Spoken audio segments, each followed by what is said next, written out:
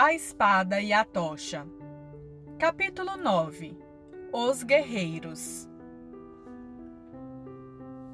Convoquei uma rápida reunião com os líderes de ambos os grupos de águias. Eles também já tinham visto a nossa situação.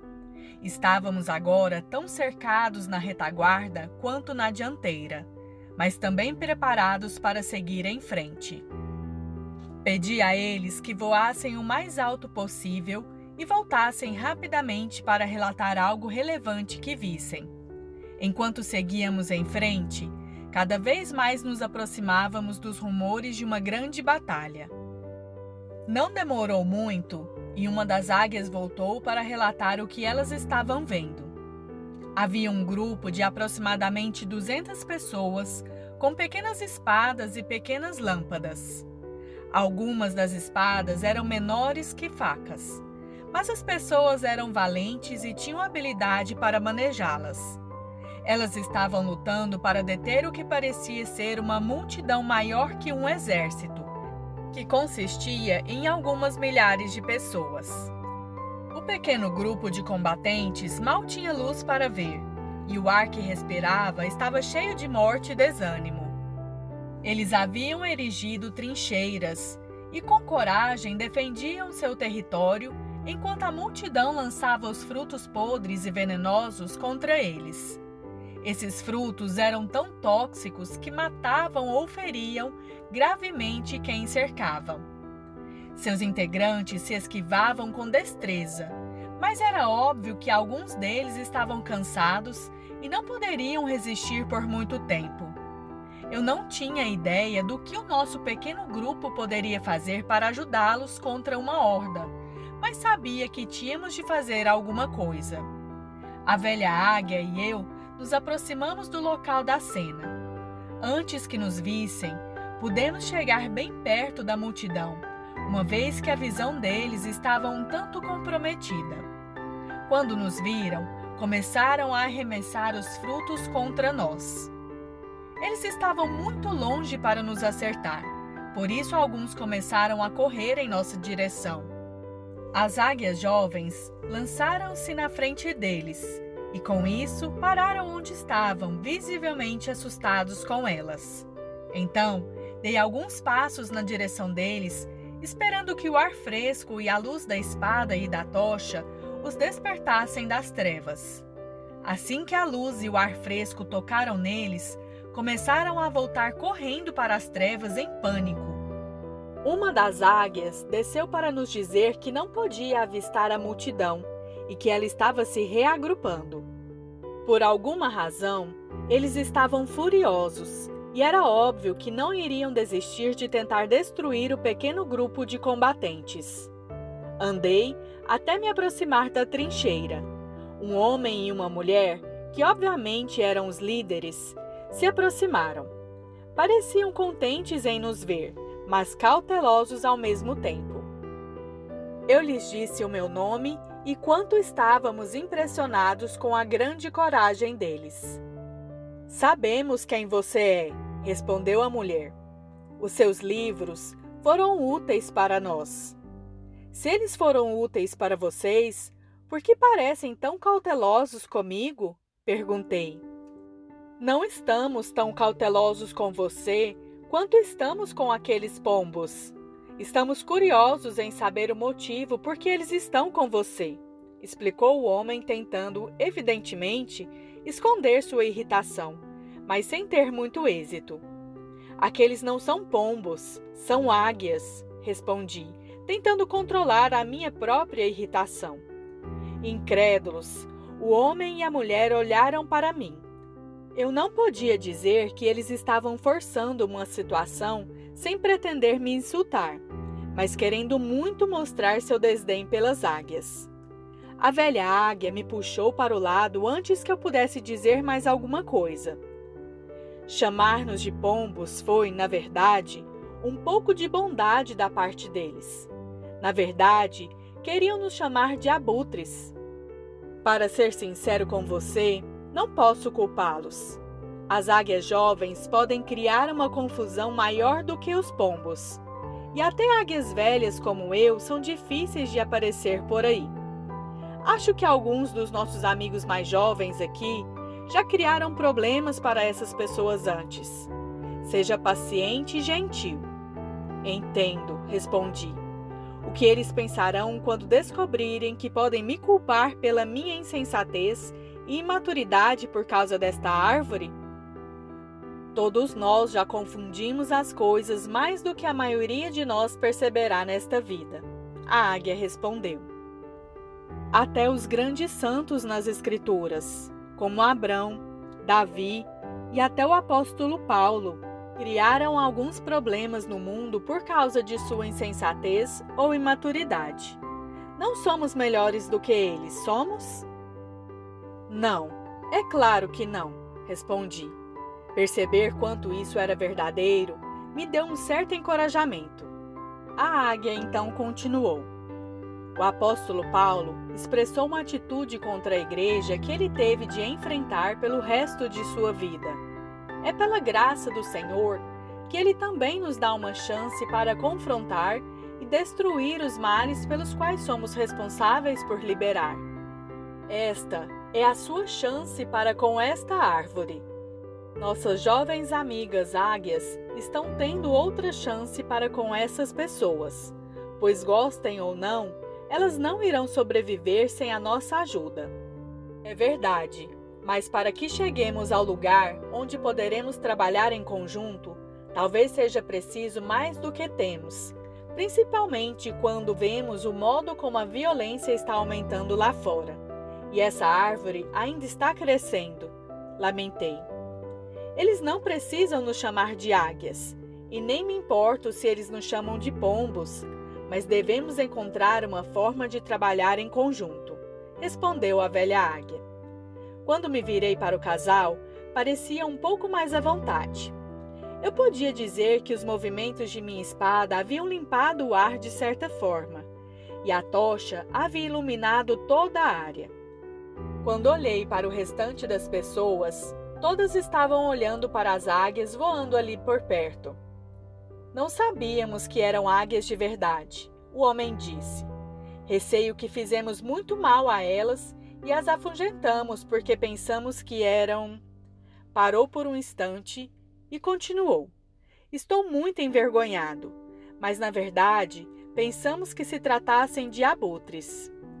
A velha águia começou a falar, quando uma das mais jovens que havia pousado a interrompeu. Somos águias, mas sabemos da confusão que criamos quando estávamos com vocês. Não os culpamos por terem pensado o que pensaram de nós, ou por terem nos afugentado. Na realidade, vocês fizeram o que era certo. Somos nós que deveríamos pedir desculpas. Todos lamentamos muito os problemas que lhes causamos e o que fizemos à sua congregação. Eu só continuava a balançar a espada, a segurar a tocha e a observar. De fato, é isso que significa limpar o ar, pensei.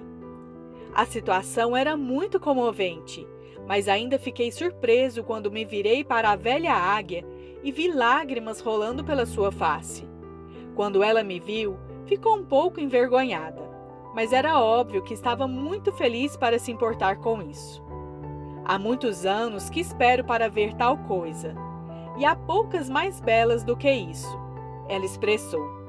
Entendo, eu disse, tentando fazer com que nós dois nos sentíssemos um pouco mais à vontade. Creio que, se eu soubesse de toda a história que se passa por aqui, estaria tão comovido quanto você. Se você soubesse de toda a história, saberia que estamos testemunhando um grande milagre. Na verdade, é esse milagre que me dá confiança para essa batalha na qual estamos engajados. O que você quer dizer com nós? Pensei que fosse eu que realmente havia nos colocado nessa situação. Se quisermos vencer, precisamos permanecer unidos e cobrir os erros uns dos outros, disse a velha águia. Havia uma águia ao seu lado quando você fez o que fez. Por isso, todos estamos juntos nessa situação. Eu também sabia que isso poderia acontecer, mas não movi um dedo para adverti-lo. Então, todos somos responsáveis. A atmosfera em torno do pequeno bando e de suas trincheiras obviamente havia mudado.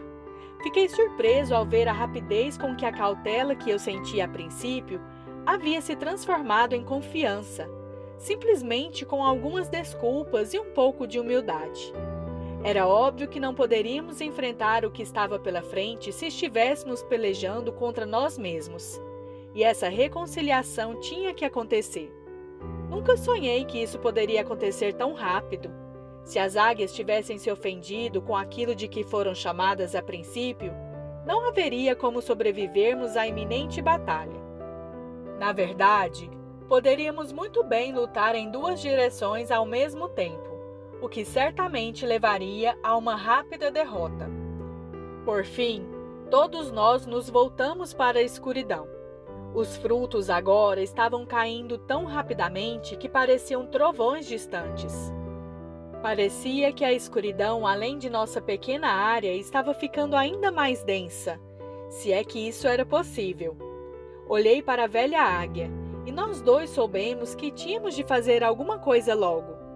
Virei-me para o casal e disse: por mais maravilhoso que tenha sido conhecer vocês e vocês terem se reconciliado com os meus amigos aqui, não temos muito tempo. Precisamos tentar destruir a raiz desta árvore logo. Do contrário, a cidade estará perdida. Por favor, não nos deixe, gritou a mulher, cujo clamor foi rapidamente seguido por muitos outros. Você nos trouxe essa esperança de novo e a visão. Precisamos de você e das águias. Olhei para a velha águia e percebi que estávamos pensando a mesma coisa. Se deixássemos essas pessoas, a horda que estava além da luz viria, arrastando todas elas. Elas estavam quase subjugadas quando aparecemos e não iriam resistir por muito mais tempo após a nossa partida. O que podemos fazer por elas? Perguntei à águia. Se não chegarmos à raiz desta árvore para controlá-la logo, essas e todas as outras pessoas desta cidade que estão lutando serão destruídas. Temos de seguir em frente, mas podemos ajudá-las. Reúna todos os seus líderes rápido, a águia ordenou ao casal. Enquanto os líderes do grupo se reuniam, o homem e a mulher, a quem me dirigi primeiro, chamaram-me à parte e começaram a me advertir. Você não conseguirá chegar à raiz da árvore. Há alguns anos, podíamos andar livremente por esta cidade. Até aqueles que nos odiavam tratavam-nos com um pouco de respeito. Mas agora, todos eles estão tentando nos obrigar a comer do fruto da árvore ou nos matar. Havia muitas outras congregações nesta cidade como a nossa, algumas com milhares de pessoas. Havia movimentos sediados aqui com congregações por todas as partes do mundo. Agora, somos os únicos. Se você ficar conosco, poderemos resistir. Poderemos até recuperar parte do território e continuar a ser uma luz para esta cidade, até que o Senhor volte. Se partir, você perecerá, e nós também, e não haverá nenhuma testemunha nesta cidade. Vocês têm certeza de que são a única congregação que restou na cidade? Perguntei. Absoluta. Éramos, na verdade, uma das maiores e mais fortes igrejas da cidade. Fomos reduzidos a isso. Por essa razão, não acho que tenham restado outras. Se restassem outras, teríamos pelo menos ouvido falar de sua batalha. Não ouvimos nada já faz um bom tempo, e não contamos com mais ninguém de qualquer um dos outros grupos há muito tempo. Devemos ser todos os que restaram nesta cidade, disse a mulher. As outras igrejas costumavam nos irritar, mas agora daríamos qualquer coisa para saber que existiam outras. Acredite, não achamos que elas existam agora. Vamos ver o que a velha águia tem em mente, respondi. Conheço muito bem as águias agora, e elas não se darão bem se permanecerem em um lugar como este, lutando atrás de uma trincheira. Elas se tornariam pombos, ou pior do que isso, se tivessem de fazer algo desta natureza. Se não puderem voar, não serão nem um pouco úteis para vocês e talvez não passem de outro problema, o que com certeza vocês não precisam neste momento. Então, deixe que elas vão e ataquem a raiz da árvore e você fica conosco, a mulher disse. Pensei no caso. Enquanto olhava para a escuridão, não era muito atraente a ideia de ir lá para o meio dela novamente. Também sabia que as águias não poderiam ir muito longe sem a luz da tocha e a espada que estavam em minhas mãos. Não parecia haver solução. Não posso deixar as águias irem sozinhas, comecei a explicar. Elas não teriam êxito. Descobri há muito tempo que não posso ir muito longe sem elas. E a despeito dos problemas que às vezes elas são, não quero mais estar em algum lugar onde elas não estejam por perto. Presumo que as águias e eu formamos uma bela parceria. Você tem razão, disse o homem. Depende das águias. Sinto muito por tentar separar-te delas. A mulher também disse de um modo muito sincero. Virei-me para a velha águia, curioso por saber se ela teria alguma solução para o nosso dilema. Quando o casal virou-se para ela, obviamente querendo saber o que ela achava, ela começou a falar. Só há uma solução. Todos devemos lutar juntos até chegarmos à raiz da árvore e a destruirmos. No mesmo instante percebi que isso era prudente, mas não esperava que um pequeno grupo se saísse bem. Como era de esperar, alguns imediatamente começaram a protestar. Lutamos por este território já faz muitos anos, um homem falou sem pensar. Não espera que deixemos tudo para trás para seguir você e as águias. Espera? Houve um silêncio por alguns instantes, uma vez que todos pareciam pensar nisso. Então uma das jovens águias interveio. Quando vimos a luta em que vocês estavam envolvidos, nunca vi tamanha coragem. Posso entender como se sentem. Vocês têm lutado por muito tempo e a duras penas. Obviamente, perderam muitos para defendê-la. Eu não os culpo por não quererem partir. No entanto, diante do que podemos ver, vocês não iriam sobreviver a outro ataque da Horda do Mal, que os está cercando neste momento. Sem falar nesta árvore que não para de crescer. Tampouco restam muitas de suas trincheiras. Não acho que algum de nós tenha outra escolha senão seguir em frente. A nossa única esperança é cravar um machado na raiz desta árvore. A velha águia então continuou. É verdade. Vocês não mais teriam resistido se não tivéssemos aparecido. E não poderíamos ir muito longe sem certa ajuda. Parece que o Senhor nos uniu neste momento.